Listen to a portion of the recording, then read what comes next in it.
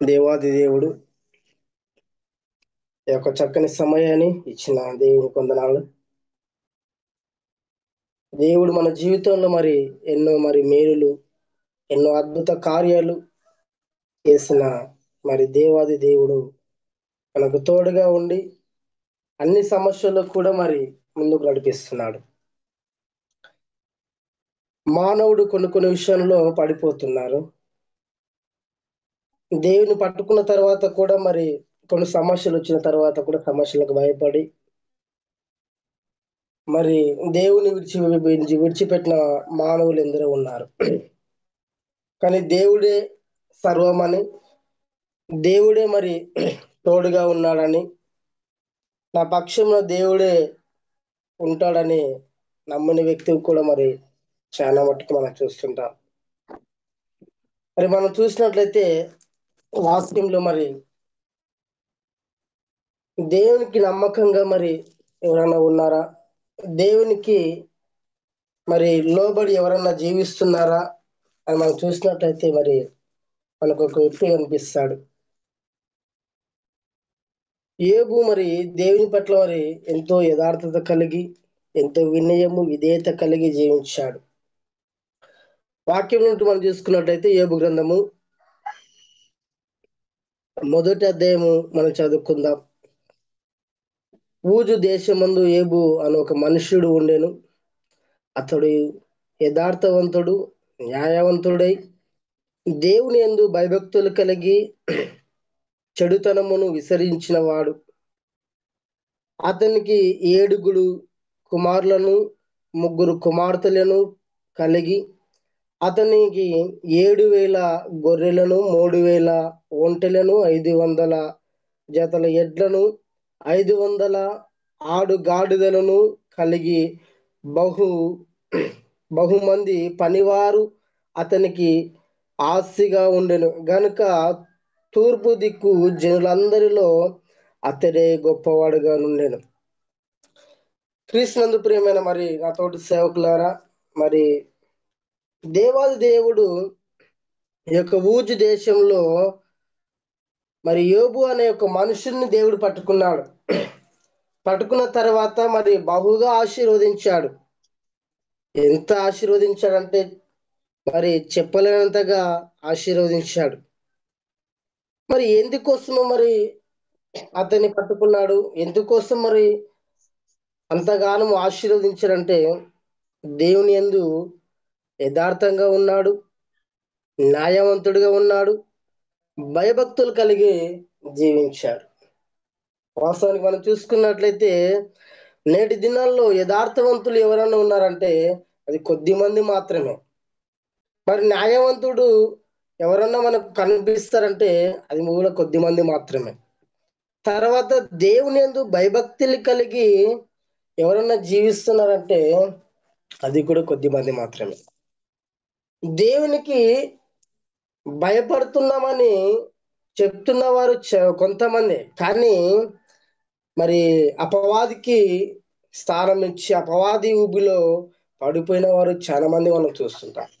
నేటి దినాల్లో కూడా సేవకులైన వారు భయభక్తి కలిగి జీవించాలి, యథార్థ కలిగి జీవించాలి, న్యాయవంతుడిగా జీవించాలి అని సంఘంలో మనము విశ్వాసులకు వాక్యపరంగా చెప్తాం.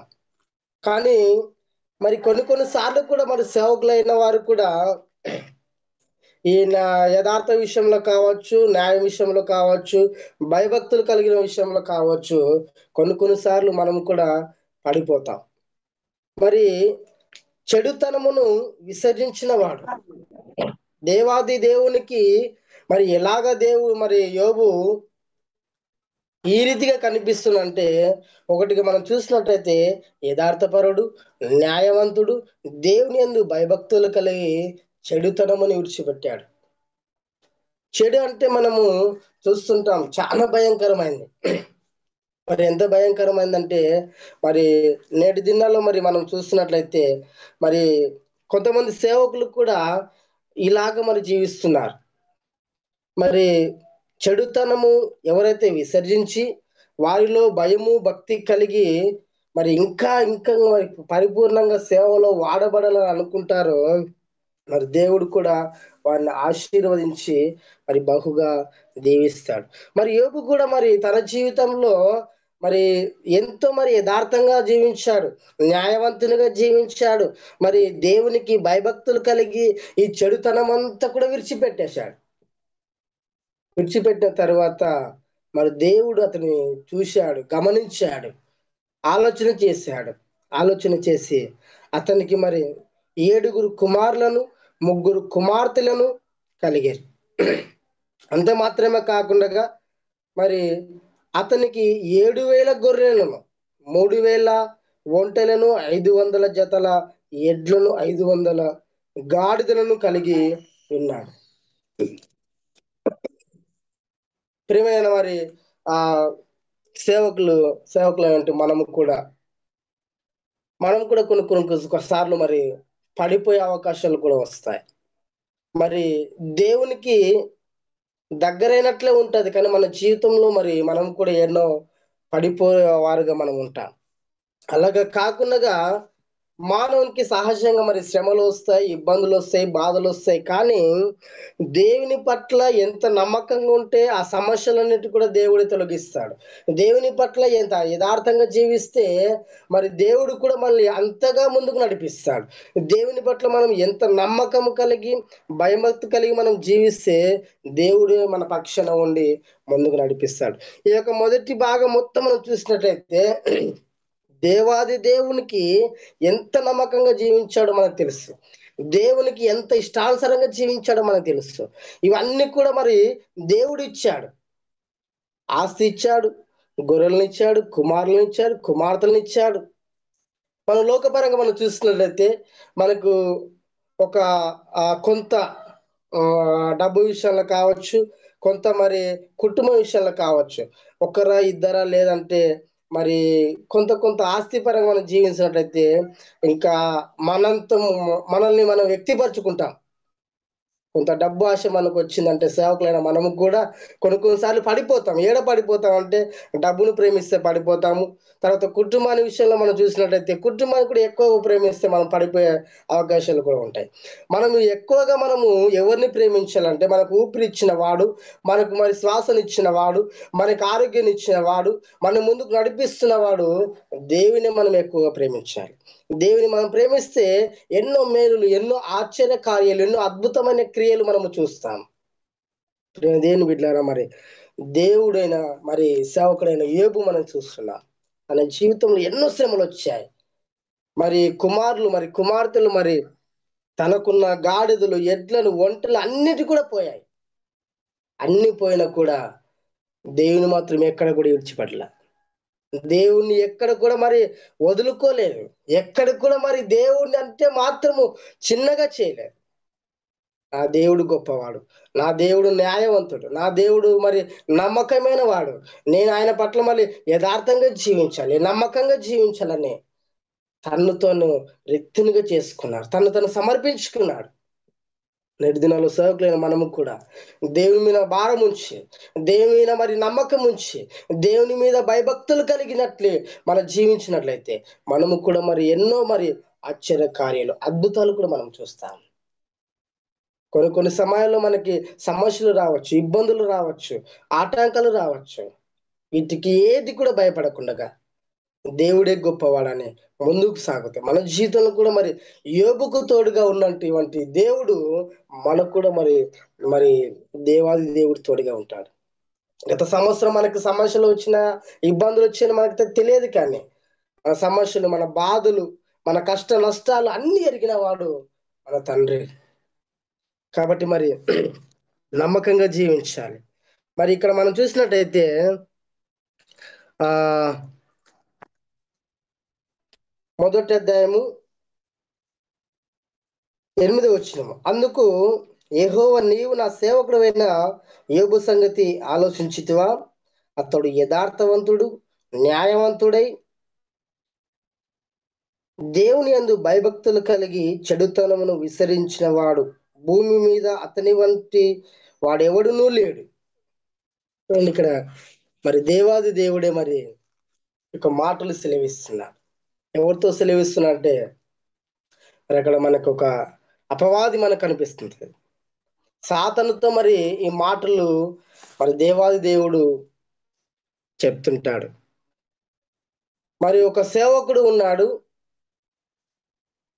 మరి నీవు నా సేవకుడు అయినా, చూడండి అక్కడ చూడండి, నా సేవకుడు అయిన యోబు సంగతి నీవు ఆలోచించితివా? నా సేవకుడు అయినా మరి మరి ఆ యోబు సంగతి నువ్వు గమనించితివని అక్కడ మాటలు కనిపిస్తున్నాయి. మరి ఇది మనకు కూడా మరి సేవలు మనం చేస్తున్నాము, సేవలు మరి ఉంటున్నాము, సేవలోనే మనం ముందుకు సాగుతున్నాము. దేవాది దేవుడే మన ఎడలకు కూడా ఈ మాటలు పలుకుతాడు. ఎప్పుడు తెలుసా? మనం యథార్థంగా, న్యాయవంతంగా ఈ లోకంలో మనము జీవించినట్లయితే, ఈ లోక ఆశలు విడిచిపెట్టినట్లయితే, ఈ లోక ఆశలకు మనం దూరమై దేవుని యందు మనం మన కనులు ఎత్తినట్లయితే, మన చేతులు మనం చాపినట్లయితే, మన కుటుంబాన్ని దేవుని వైపు నడిపించినట్లయితే, మన సంఘాన్ని దేవుని వైపు నడిపించినట్లయితే, దేవుడే మరి మన ఎడలకు కూడా ఈ మాటలు పలుకుతాడు. ఎప్పుడు తెలుసా? మరి మనం దేవుని పట్ల యథార్థంగా కలిగి జీవించినప్పుడు, నమ్మకంగా జీవించినప్పుడు, ఈ లోకంలో మనము యథార్థంగా జీవించాలి. ఎవరు ఎన్ని మాటలన్నా కూడా, ఎన్ని శ్రమలు పెట్టినా కూడా, ఎన్ని కష్టాలు బాధలు మన పైన వచ్చినా కూడా మనం ఒకటే, నమ్మకంగా ఉండాలి, దేవుని పట్ల యథార్థంగా ఉండాలి. మరి మనం ఇంకొక మాట చూసినట్లయితే, యోబు గ్రంథము 5వ అధ్యాయం మనం చూసినట్లయితే, దేవుడు గద్దించు మనుషుడు ధన్యుడని మనకు ఇక్కడ కనిపిస్తుంటది. దేవుడు గద్దించు మనుషుడు ధన్యుడు.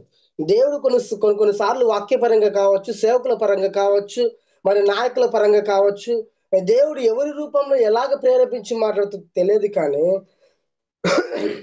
మనం దేవునికి నమ్మకంగా జీవించాలి. కొన్నిసార్లు మన ఎడల ఏమన్నా చిన్న చిన్న పొరపాట్లు ఉంటే, కొన్నిసార్లు మన ఎడల ఏమన్నా తప్పిదములు ఉంటే, కొన్నిసార్లు సేవకుల పరంగా కావచ్చు, నాయకుల పరంగా కావచ్చు, కొన్నిసార్లు హెచ్చరించినప్పుడు మనల్ని మనం సరి చేసుకోవాలి. వాస్తవమే కదా? దేవుడు మాట్లాడిస్తున్నాడేమో, దేవుడు పలికిపిస్తున్నాడేమో. ఈ రీతిగా ఎప్పుడు రాని సేవకుడు నా తోటికి వచ్చి ఇలా మాట్లాడుతున్నాడంటే అది దేవుని కృపనని మనం గమనించుకోవాలి. మనం ఇలా గమనించుకొని మనం ఇలా మన సేవలు ముందుకు పోయినట్లయితే దేవుడు మన ఎడల ఎన్నో మేలు జరిగిస్తాడు. దేవుడు మన ఎడల ఎన్నో మరి కార్యాలు జరిగిస్తాడు. మరి యోబు జీవితంలో మరి ఎన్నో మరి శ్రమలు వచ్చినా తన్ను తాను రిక్తునిగా చేసుకొని, తన్ను తాను దేవునికి సమర్పించుకొని, తని మరి ఆస్తి పోయినా మరి తన కుటుంబ సమస్యలన్నిటికీ కూడా మరి అపవాదైన సాతాను తీసివేసినా కూడా దేవుని మాత్రం ఎక్కడ కూడా విడిచిపెట్టలే.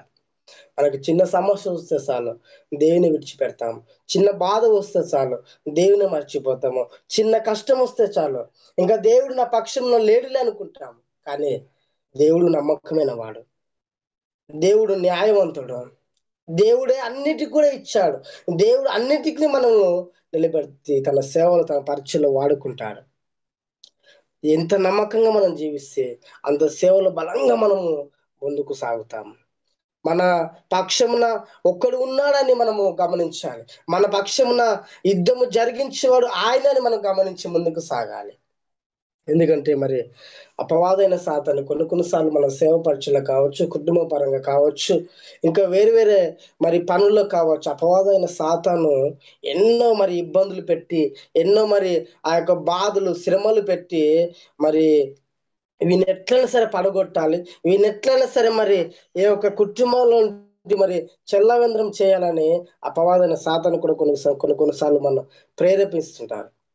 అట్లా కాకుండా మరి యథార్థంగా, నమ్మకంగా నా దేవుడే నన్ను పోషించేవాడు, నా దేవుడే నన్ను ముందుకు నడిపించేవాడు, నా దేవుడే నా కష్ట బాధల్లో మరి ఆ తోడుగా ఉండి ముందుకు నడిపించేవాడు ఆయనని మనం గమనించాలి. అట్లా గమనిస్తే ఎన్నో మేలులు మనం చూస్తాము, ఎన్నో మరి ఆశ్చర్యకాలు చూస్తాం. ఈ యొక్క మరి యోబు గ్రంథం నుంచి చదువుతున్నప్పుడు మరి చాలా బాధ అనిపించింది. మరి యోబు మరి తన జీవితం అనుకుంటాడు, నేను నా తల్లి గర్భంలో మరి మరణించింటే బాగుండునేమో అని అనుకుంటాడు. కొన్నిసార్లు మనము కూడా మరి అలాగ అనుకుంటామేమో, కొన్నిసార్లు అలా కూడా మనం పడిపోతామేమో. కొన్నిసార్లు సమస్య వచ్చినప్పుడు నాకు ఈ సమస్య ఎందుకు వచ్చింది, నన్ను పుట్టించిన వాడు మరి దేవుడు మరి నా పక్షంలో లేడా అని కొన్నిసార్లు మనం అనుకోవచ్చు. అలాగ అనుకున్న దేవుడు ప్రతి సమయమందు కూడా నీకు తోడుగా ఉంటాడు. ప్రతి సమయమందు కూడా నీకు ఆదరణకర్తగా ఉంటాడు. మరి తను తాను మరి ఎన్ని సంపాదించుకున్నా, మరి అపవాది ఎంత ప్రేరేపించినా కూడా దేవుడు ఎక్కడ లోబడలే. మరి అపవాది ఎంత ప్రేమించినా మరి ఏబు ఎక్కడ కూడా దేవుని విడిచిపెట్టలే. నమ్మకంగా జీవించాడు, న్యాయవంతునిగా జీవించాడు, యథార్థంగా జీవించాడు. మరి దేవునికే సర్వం ఇచ్చేశాడు.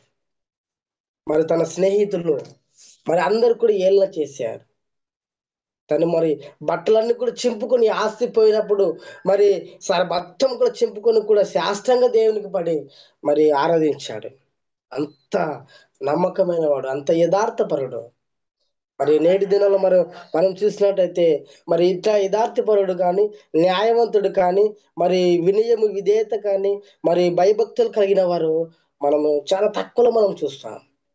ఇక నుంటైనా మనము దేవునికి మనము రిత్తిగా చేసుకొని మనము మరి దేవునికి సమర్పించుకున్నట్లయితే మరి దేవుడు కూడా మన పక్షాన ఉండి ఎన్నో మేలు చేస్తాడు. భూమి మీద మనము ఆ కొద్ది దినాలు మాత్రమే ఉంటాము.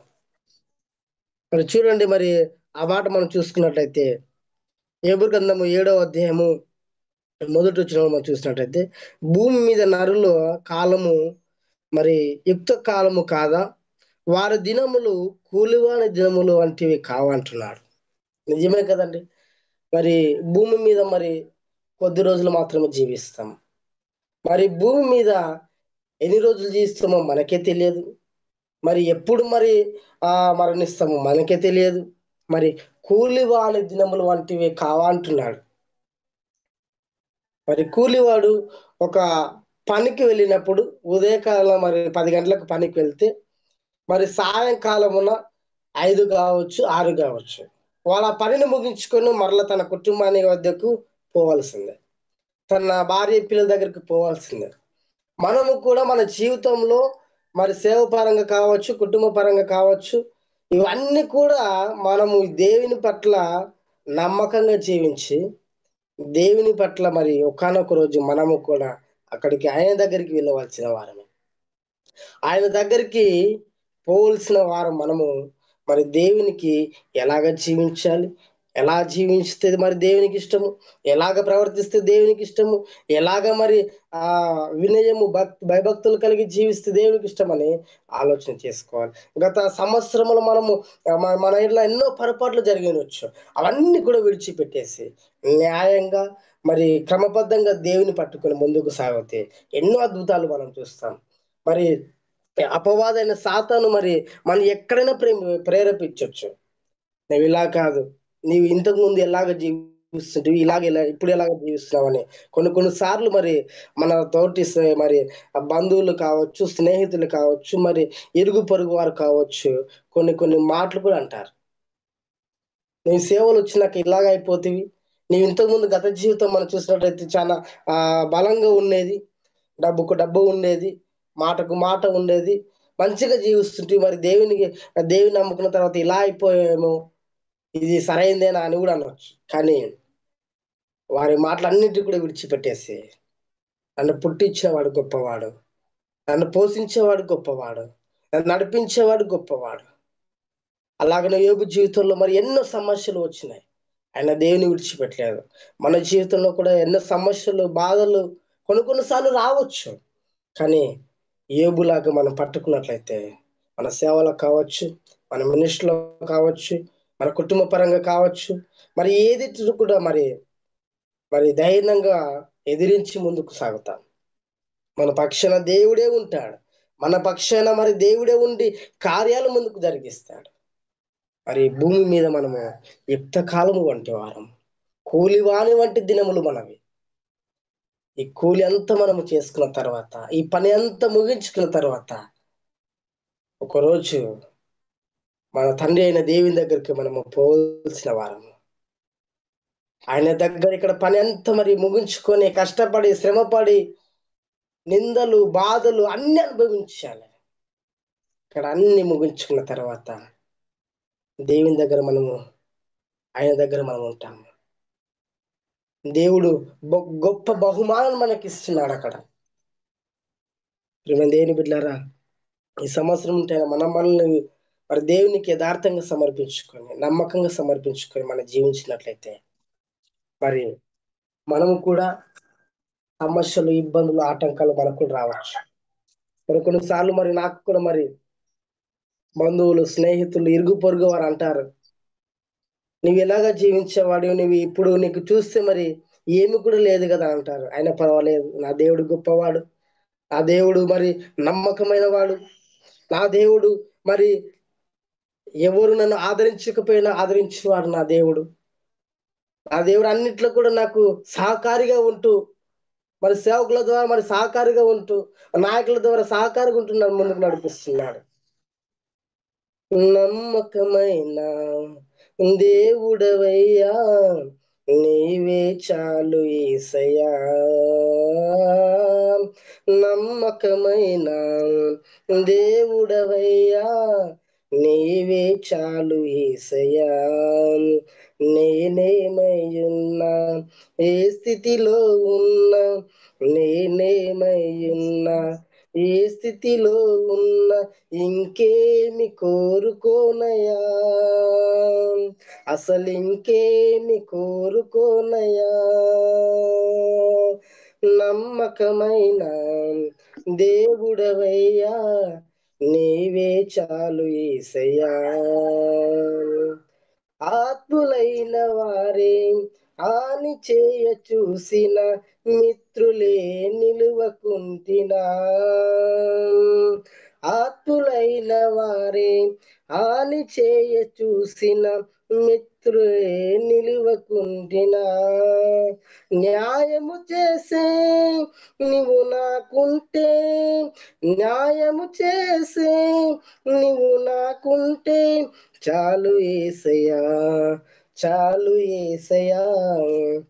నమ్మకమైన దేవుడవయ్యా, నీవే చాలు యేసయ్యా. కష్టకాలమందు గుండె జారిపోయిన గమ్యమే తెలియకుండునా, కష్టకాలమందు గుండె జారిపోయిన గమ్యమే తెలియకుండునా, సాయము చేసే నీవు నాకుంటే, సాయము చేసే నీవు నాకుంటే చాలు యేసయ్యా, చాలు యేసయ్యా. నమ్మకమైన దేవుడవయ్యా, నీవే చాలు యేసయ్యా. నేనేమై ఉన్నా, ఏ స్థితిలో ఉన్నా, నేనేమై ఉన్నా, ఏ స్థితిలో ఉన్నా, ఇంకేమి కోరుకోనయా, అసలు ఇంకేమి కోరుకోనయా. మరి దేవుడు మన ఎడల గొప్పవాడుగా ఉంటూ, సహాయకుడుగా ఉంటూ, ఆదరణకర్తగా ఉంటూ మన ఎడల మరి ముందుకు నడిపిస్తున్నాడు. బంధువులైనా, స్నేహితులైనా, ఇంకా ఎవరైనా సరే మన ఎడల మరి కొంతకాలమే ఉంటారు. నా జీవితంలో మనం చూసినట్టయితే మరి నా ఎడల మరి దేవుడు ఎంతో మరి గొప్పగా మేలు జరిగించాడు. మరి మా పాపకు మరి సుస్థ అయినప్పుడు బంధువులైనా, స్నేహితులైనా నన్ను ఆదరించకపోయినప్పటికీ మరి సేవకుల రూపంలో మరి దేవుడు నన్ను ఆదరించి ధైర్యాన్ని ఇచ్చి, కొన్నిసార్లు నేను అనుకున్నాను, మరి మా పాపకి మరి చాలా సీరియస్ ఉన్నప్పుడు మరి ఆ యొక్క బెడ్ మీద మరి ఆక్సిజన్ అవన్నీ పెడుతున్నప్పుడు డాక్టర్లే మరి ఈమె మరి మీకు దక్కదేమని చెప్పారు. అయినా పర్వాలేదు, మరి మా పంతులమ్మకు నేను ధైర్యం ఇచ్చి బలపరిచి, మరి తోటి సేవకులైన మరి యేసుకుమార్ సార్ కూడా నాకు ధైర్యాన్ని ఇచ్చి బలపరిచి ముందుకు సాగించారు. కష్టకాలం మంది అయినా మరి గుండె జారిపోయినప్పుడు కూడా మనం ధైర్యంగా ఉండాలి. మరి యోబు మరి తన జీవితంలో మరి ఎంతో మరి ధైర్యంగా జీవించాడు. దేవుడే నా సర్వమని జీవించాడు. దేవుడే నాకు తోడుగాని జీవించాడు. దేవుడే నన్ను ముందుకు నడిపించేవాడు ఆయనని జీవించాడు. మన జీవితంలో కూడా కొన్నిసార్లు కష్టాలు వచ్చినా, బాధలు వచ్చినా, ఇబ్బందులు వచ్చినా ఆ దేవుడు నా పక్షంగా ఉన్నాడు. ఆనాడు యోబుకు తోడుగా ఉన్న దేవుడు ఈరోజు నాకు తోడుగా ఉంటాడు.